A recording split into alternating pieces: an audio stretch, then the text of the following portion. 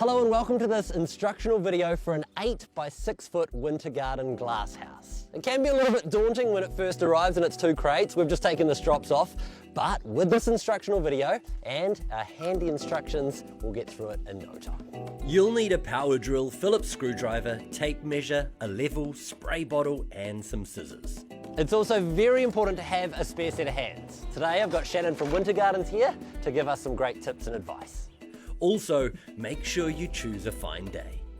Important elements to consider when choosing a site are sun, water access, the slope, drainage, and wind. So I've chosen an area that's on the southern side of my garden because it's going to get full sun pretty much all year round. It's also an area where I can fit a water tank and, most importantly, using my timber framing, an area that I could make level the easiest. You can do a concrete footing, you can do a timber footing, or you can just use the corner stakes that come with the smaller greenhouses that go straight into the ground and just drop it into concrete pockets. Make sure you check out the WinterGardenz website for a full explainer on foundation options. Start by finding all your base elements and laying them out on site. In your component bag, you'll find your hex head bolts and your brackets. So first thing we're going to do is take off this little peel, yeah? Yeah, just one side. And start winding in your hex head bolts. Just a couple of winds. So we're just putting these into the bottom 2 holes of these straight brackets. So like 2 winds is all you need there. Start sliding them into your base. In your instruction manual, we've got the configuration here of the brackets that go in. In your case, we're putting some extra ones in because we're mounting it to this timber. Now add 4 hex head bolts to each corner bracket. Slide them in and secure them. You want to make sure that your top and bottom joins are flush. And once they're all in, measure from corner to make sure everything is square and check your level.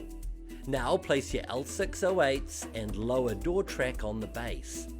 You can also line up your vertical brackets with the punches in the L608.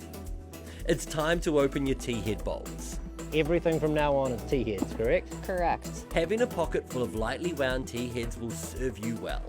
These are our braces. Yep. 2 of these on every corner. Yep. Slide your first T-head into a bracing bar and groove. And tighten with your impact driver. Lift in your corner post. Check your length to make sure it's a sidewall piece. You don't want to be putting the roof ones in. Line up the grooves, place a T-head bolt in, and then slide over the W05A bracket. So now you can see it's got a slot there, which is going to fit your T-head bolt. As you can see, this is a pretty tight spot to drill. This is the tightest spot, I think, in the whole greenhouse. Once it's tight, secure the 2 lower T-heads as well. As you can see, there's a dimple at the end of these T-heads. Because once the T-head goes into the channel, you can't see the T-head, but you can see the dimple, and you want to make sure the dimple is perpendicular to the channel so that you know it's locked properly in place. Now get your L606 beading strips and place them around your base. So we're going to hook this all the way around, except for not in the 2 slots where the door is going to be. This is what your glass will slide into. First bit of glass, exciting! Place it in and adjust the vertical corner post so it's level. Then we're going to get it so the glass is square in there. Wow, okay. It's going to level it up for us. Secure the brace and insert your first sidewall panel. Then a sidewall upright. Now it's time for a louver. This is the sidewall louver box. We've got 2 pieces of blade louver rubber that goes in the top and bottom. A bit of CRC will help.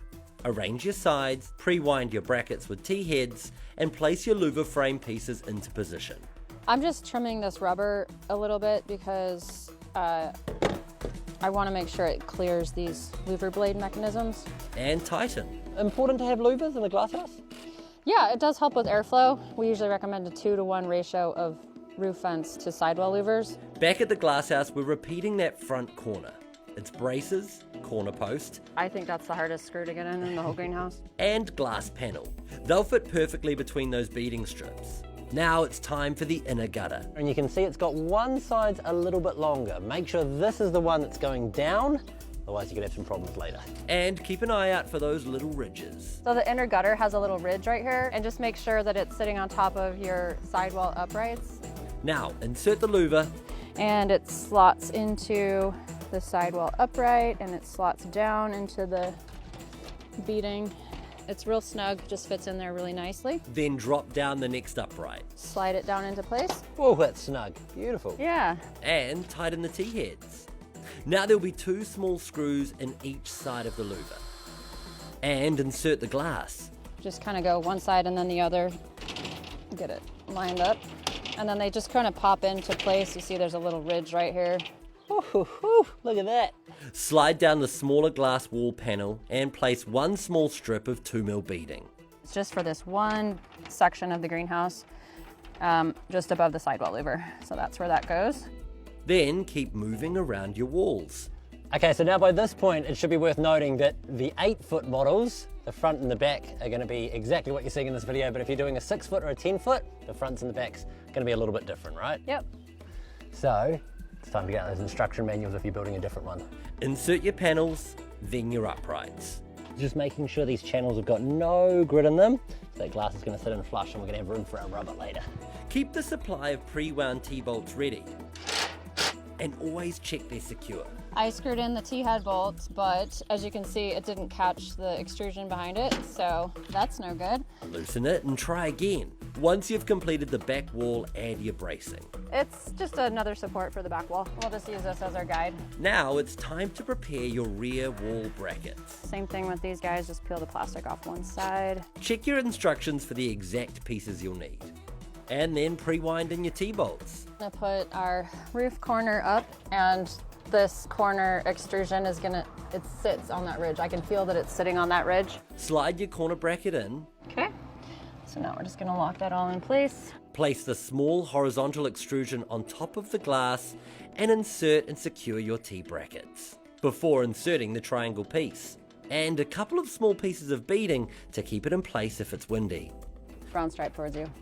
Put your other roof corner on and find your L507X locator tool.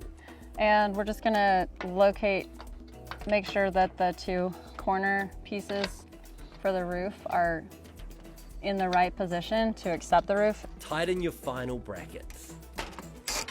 And now we have this solidly in place, so we're just gonna take that out. Fits nice and snug, so we know our roof ridge is gonna fit. Then continue assembling your next wall. Again, insert your glass panel, then your uprights. Just make sure it's flush against the bottom here. And assemble the final corner with bracing before placing the inner gutter in. The roof corner needs to meet up with the ridge of the inner gutter, which it's doing there. And the sidewall corner needs to meet up with the inner gutter ridge as well. Tighten your T-bolts. So if you're doing it with a mate, it's good to have them always checking those ridges. If you're doing it by yourself, you want to come around and make sure. Back and forwards, Yeah, so awesome. it's much easier to do it with another person. Now we're on the front wall. Place in that last vertical front panel and uprights. Now's a great time to check all your T-head bolts are secure. Bolt your 2 roof corners on, and using your locator tool, test that spacing before bolting it in place. Okay, so we're gonna put this one up in here. Now we've got some handy little bits of rubber again, just to keep it in place. It's gonna make us a little bit more secure as we manage this 2-person job. So all our walls are now up, except for these 2, but of course, there's gonna be a door here. The one big difference you have on this wall is you're gonna look for this bar with the 2 holes in it. That's gonna go right here. Bolt the door bar into place. This is where it's super important to have 2 people on it, 1 person for holding.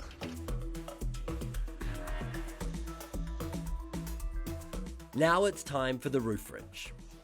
We're gonna take it up and it's gonna just insert in exactly how that spacer was before. And you guessed it, T-bolt it into place. Now let's build the roof. Take your roof uprights and attach them to the inner gutter and roof ridge. It's just this little ridge here you just want to sit on snugly. And that is gonna mean that it attaches perfectly. If you haven't already, it's time to decide where your roof vents are going. Place your roof vent parts and glass out on a flat surface. I just like to spray a little CRC straight into the bag. Okay, and then that just lubricates all of your little screws there. Good tip. We're working as if we're outside the greenhouse, like this is the outside part of it. And you want to make sure that the little C shape at the top of it extrusion is down. And then also on this end, so this is your bottom part of your extrusion, you've got these 2 holes where you can either put your manual vent latch or where your auto vent would go. That is also facing down, away from you. Line the screw up with the receiving hole and tighten them using a screwdriver. Now you'll need the smaller rubber beading strips. One is 2 mil and that goes on the vent top and bottom, and the other is 4 mil and that goes on the sides. Top tip, hot soapy water on the rubber. Make sure the stripe's facing you, not the greenhouse. And push it into place before cutting it at the ends. For a manual vent, screw in the banana latch. And for an auto vent, This has a wax cylinder in it that expands and contracts with the temperature. using a 4.5mm drill bit, make the hole slightly bigger. And tighten in the screws. When placing the vent into the roof ridge, lift it at a high angle and place the small circular end into the roof track. Beautiful. Look at that. It's time to insert your roof panels. So make sure someone's holding this until this gutter is in. We don't want this slipping out and coming down on you. Insert the outer gutter and move it below each panel after it's been inserted. Health and safety. Don't want to hit our heads. For your vent windows, insert your smaller panels, and then attach the lower vent bar and brackets. Attach the bottom of your vent. Insert the wax cylinder and screw it in before placing in your final glass panel. Make sure your outer gutter is flush. A little more. Little more. Lay your door elements out on a flat surface. As you can see, there's like a bigger part and then a smaller part. This is where the wheels go. This is where the glass goes. Insert your door caster wheels into the bottom of the frame. And there's this access hole, and that is so that you can get in a screwdriver in here without taking apart the door, and you can adjust the wheel up and down. Push the frame into place. You got this U-shaped metal piece here, and this actually fits snugly, kind of hugs that extrusion there.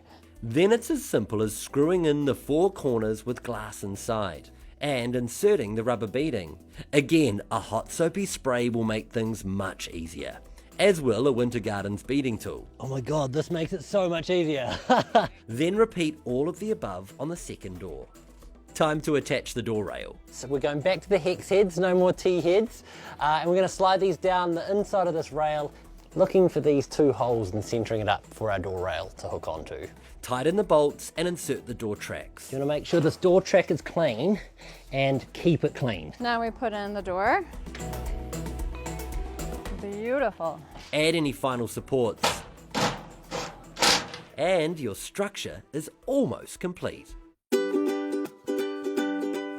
Get your beading tool and spray bottle ready and start at the bottom of your wall panels. I just kind of lift the glass and you hear that pop, so it's just moving. There's a little bit of a ridge in the channel. It's moving, so now it's fully seated at the back. Make sure the brown stripe is facing out. Just roll it in so the stripe disappears all the way. Take your time. Try not to stretch the beading because it has a tendency to stretch back into place, so if you stretch it out. You'll bead everywhere except under the gutter, under the roof ridge, and around the vents. As soon as you put that rubber beading in, there's no more rattling and the structure is just super solid. Now, beading on the outside here, obviously a little bit tricky with this big brick wall here, but on this wall, if we take off this bracing, we will be able to bead on the inside. One of the final things you'll do is build your shelves. Pre-wind your T-heads into the brackets. Choose your height and using a level, tighten your brackets into place. Add the outer shelving supports and then place the shelving slats onto the brackets. But underneath there is a bolt channel right in the middle. It's gonna go lock in and that locks your shelf into place. And finally, your end cap bag. It's got our plastic end caps that are sort of like the finishing pieces. Screw the gutter, roof ridge and door frame ends into place and you're done. A brand new WinterGardenz glasshouse. A place to escape the cold, extend your growing season and enjoy all year long.